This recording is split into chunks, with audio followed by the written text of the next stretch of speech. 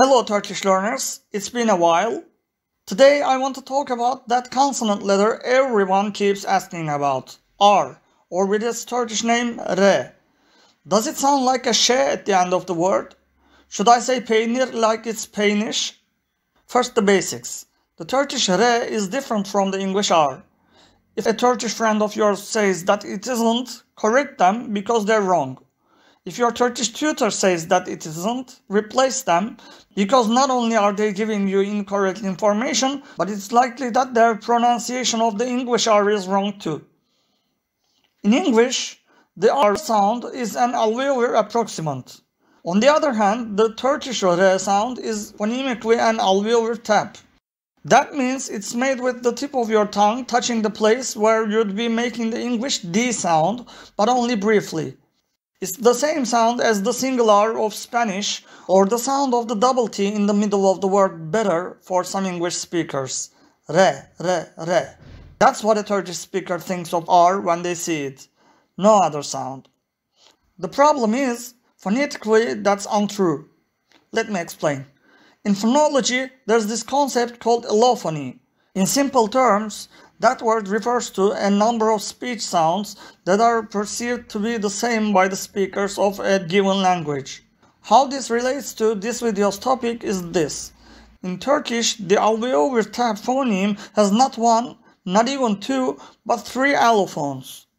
The first allophone is the alveolar tap itself, as we just explained. Unfortunately, that sound also happens to be the rarest R in Turkish. It only occurs intervocalically, that is, in between two vowels. This is the sound in the Turkish word arı, r. The second one is the voiced alveolar tapped fricative.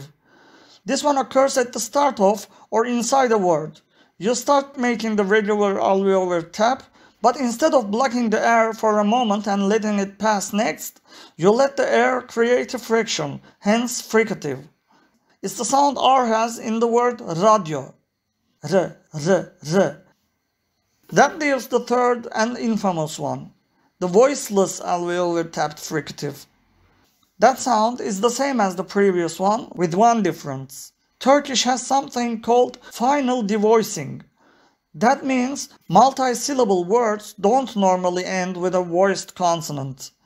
B becomes P, D becomes T, etc. In the same vein, the R becomes voiceless. What we end up with is a very similar but clearly different sound to sh that only occurs at the ends of words. Sh, sh, sh. This is the R in the words kar, bir, or kevgir. The very important question is, should you care? Well, that might have two answers, although I'm heavily leaning towards the second. The first answer is, yes, but only if you're aiming for a perfect accent like that of a native speaker. The second answer brings us back to the point about phonemicity. Remember how I said that in Turkish speakers' minds there's only one R sound? That matters. Because at the end of the day, what matters is being understood. As the three sounds that we mentioned are all perceived to be the same sound by Turks, there's no reason to try and reproduce them, so don't. And never ever pronounce R as a sh, because if you do, nobody will understand you. I'm serious. Thanks for watching and see you in the next one. Görüşürüz.